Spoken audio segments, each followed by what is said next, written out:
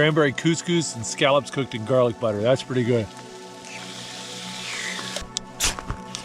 Sweetened passion fruit jelly that I'm going to use to make some herbal tea.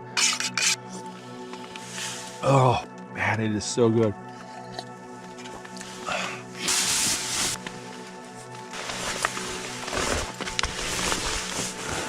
Unless I get visited by wolves or something in the middle of the night, I'll see you guys in the morning.